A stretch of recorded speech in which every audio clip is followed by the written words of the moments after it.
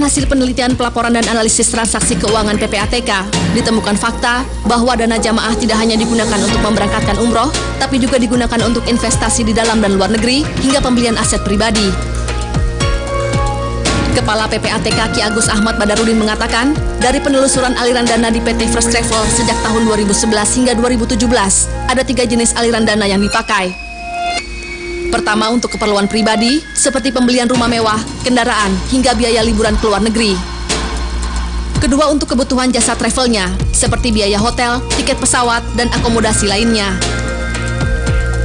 Selain itu, ada sejumlah aliran dana digunakan untuk berinvestasi, seperti pembukaan butik pakaian, serta kepemilikan saham sebuah restoran di London, Inggris, dengan total dana mencapai triliunan rupiah.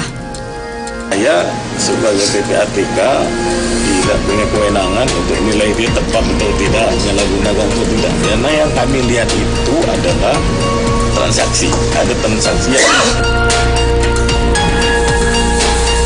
Guna kepentingan penyelidikan, 11 rekening milik PT First Travel telah diblokir. Sementara rekening lainnya yang diduga milik para tersangka tengah dalam proses pemblokiran. Pihak kepolisian telah menetapkan bos First Travel Andika Surahman dan istrinya Anissa Deswita Sari Hasibuan sebagai tersangka. Belakangan adik bos Travel Kiki Hasibuan juga ikut ditetapkan sebagai tersangka. Kasus dugaan penipuan yang menjerat bos agen perjalanan First Travel diduga telah memperdaya 72.000 orang. Dari jumlah itu, baru 14.000 orang yang diberangkatkan umroh. Dugaan penyalahgunaan dana jamaah yang berharap bisa pergi umroh tak lepas dari kehidupan mewah bos travel pasangan Andika Surahman dan Anissa Hasibuan. Andika dan Anissa memiliki rumah mewah bak istana di kawasan Sentul, Bogor. Rumah yang didominasi furnitur warna emas dilengkapi kolam renang dengan nuansa Timur Tengah. Harga satu tirainya saja disebut mencapai 700 juta rupiah. Andika dan Anissa juga kerap memamerkan kehidupan mewahnya di media sosial, terutama saat jalan-jalan ke luar negeri, terutama Eropa, yang kerap jadi tujuan pasangan ini menikmati liburan bersama. Publik juga mulai mempertanyakan dana operasional untuk kiprah Anissa Hasibuan menembus dunia fashion internasional. Nama Anissa Hasibuan telah dikenal dunia mode setelah sukses menggelar peragaan busana berkelas di Amerika dan Paris. Direktur Tindak Pidana Umum Bareskrim Polri Brigjen Henry Rudolf Nahak mengungkapkan adanya dana jamaah First Travel yang dibelikan restoran mewah di kawasan elit London, Inggris. Restoran tersebut dibeli pada tahun 2016 dengan harga 700.000 pound sterling atau setara dengan 12,6 miliar. Restoran dengan nama Nusa Dua menyajikan makanan khas Indonesia yang syarat dengan unsur budaya Bali.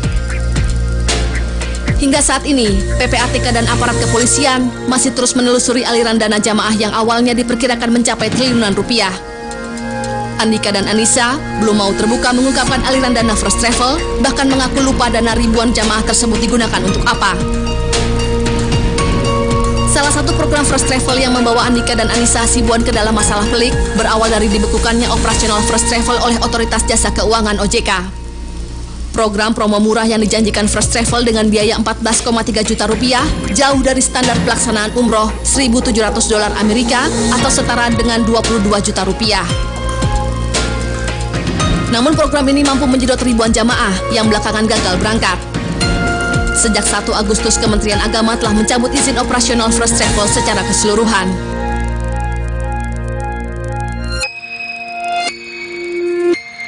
Ya, pemirsa, itu model tipu-tipu dari First Travel ya, menerima banyak jamaah dan memberangkatkan hanya sebagian kecilnya saja.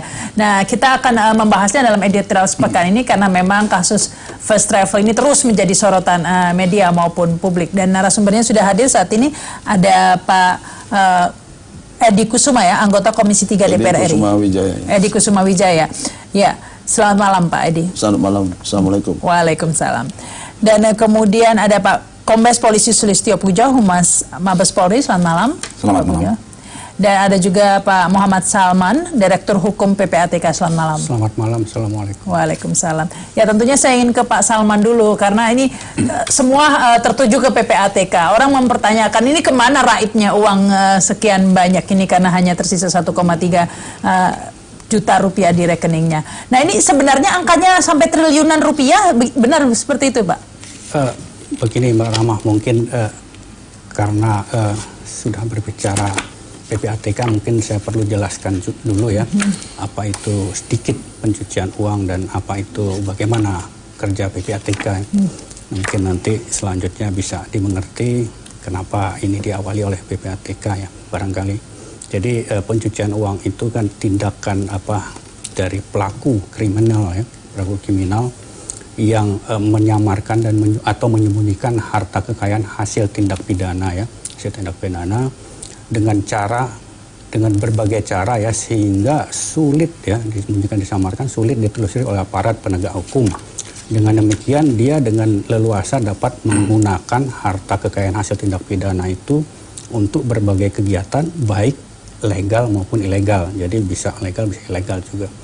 Nah, untuk itu di Indonesia ya, sejak tahun 2002 itu sudah dibentuk ya, sudah berdiri pusat pelaporan dan analisis transaksi keuangan ya, yang bertugas untuk memproses, menangani masalah ini, yaitu mencegah dan memberantas tindak pidana pencucian uang. Nah, PPATK itu tidak bekerja sendiri ya dalam bagaimana menghasilkan suatu produk berupa hasil analisis, hasil pemeriksaan ataupun informasi, tapi bekerja sama dengan berbagai stakeholder ya, yaitu pihak pelapor ya. Jadi kami itu data itu dapat, informasi dapat dari pihak pelapor. Pihak pelapor itu ada dari disebut penyedia jasa keuangan atau PJK, kemudian penyedia barang jasa atau PBJ, kemudian ada pihak pelapor profesi, dan dari masyarakat juga bea cukai. Jadi kalau PJK mungkin Mbak Rahma kenal perbankan ya, asuransi, kemudian pasar modal, pedagang valuta asing atau money changer, kemudian penyedia barang itu jasa. semua dapat informasi dari situ. Nah, ini kan publik berharap ini Pak Salman bahwa uangnya, terutama korban first travel ini akan kembali. Sementara di rekening hanya ada 1,3 juta begitu. Nah, apakah penelusuran PPATK menemukan uangnya ternyata disimpan di mana begitu? Dengan tugas fungsi yang ada pada PPATK, sebenarnya PPATK bisa menelusuri sepanjang itu ada dalam sistem keuangan ya. Sistem keuangan yang saya sebutkan tadi ya. Jadi PPATK bisa menemukan aliran transaksi itu, aliran dana kemana dan jumlahnya berapa. Itu sudah ditemukan tidak itu Pak? PPATK sedang menyelesaikan ya. Mungkin sebagian besar kami sudah menghasilkan ya yang namanya hasil analisis. Namun ini berkelanjutan karena proses ini dimulai dari tahun 2011 Mbak Rahma. Jadi sampai sekarang sudah cukup lama. Jadi itu kan ada yang sudah memang digunakan baik untuk memberangkatkan umroh maupun untuk kehidupan foya-foyanya begitu ya. Betul. Nah, ini ada yang masih tersimpan Pak yang bisa dikembalikan ke jamaah? Begini Mbak Rahma, jadi seandainya pun masih ada yang tersimpan yang bisa kami lacak, kemudian kami proses, misalnya ada penghentian nantinya ke pemblokiran, itu hasilnya itu nanti penyidiklah yang akan memprosesnya. Jadi nggak bisa serta-merta PPATK menemukan lantas terus membagikan, tapi ada proses. Sudah ditemukan tidak itu pertanyaannya? Ada yang sudah ditemukan. Nah, berapa itu jumlah yang masih bisa diselamatkan begitu? Ya, mungkin nanti sebaiknya dari Pak Pujo. Kepolisian. Nah, ini ke Pak Pujo ya, Pak Pujo ya. Karena kan publik melihat katanya rumah sudah disita, ternyata rumahnya sudah dijaminkan, rekening sudah kosong begitu. Ini masih ada harta yang bisa diselamatkan tidak Pak? Selain mobil, katanya mobil sewaan, hanya beberapa yang mobil pribadi. Jadi dari mobil yang kita bisa recover saat ini ada 5 mobil mewah semua. Kemudian kita mendapatkan informasi 11 mobil pernah ada dalam tangan beliau-beliau, baik atas nama pribadi maupun perusahaan yang sedang kita lacak. Insya Allah bisa, karena ini mobil ini kan ada dalam sistem monitoring kepolisian, pencatatan kepolisian.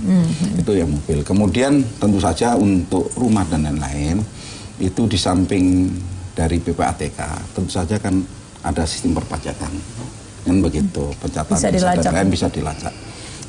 Insya Allah bisa makin bertambah.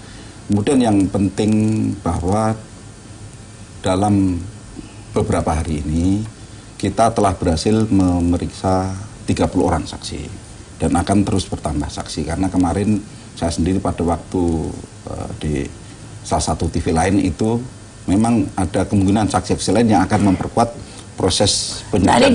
Dari penyitaan polisi ini sudah berapa harta yang berhasil ya, karena publik kan berharap ini uangnya kembali begitu Pak. Ada yang berapa yang sudah bisa dikumpulkan? Jadi ini kalau harta berapa jumlah ini kan harus dilakukan oleh tim untuk melakukan appraisal. Tapi cash belum, tidak ada Pak yang ditimpan di rekening? Ya, ini sebagian untuk cash ini memang belum proses ya, tapi harta fisik ini sebagian sudah kita dapatkan. Begitu. Kalau fisik? Nah, nanti kan kalau cash kan setelah dari sana, dari PPATK memberikan laporan lengkap pada kita, nanti kita lakukan upaya-upaya hukum untuk dapat merecover tersebut. Tapi kalau aset termasuk aset restoran yang di London itu Pak juga sudah disita begitu? Nanti proses semua setelah apa kita mendapatkan persis berapa yang kita dapatkan dan kita terus menerus itu akan kita sita. Ya, baik. Tentunya kita berharap agar ini dikenakan pasal TPPU atau pencucian uang ya, sehingga bisa kemudian dilacak semua hartanya. Kita harus break dulu ya. Kita lanjutkan lagi pemirsa setelah pesan-pesan berikut ini.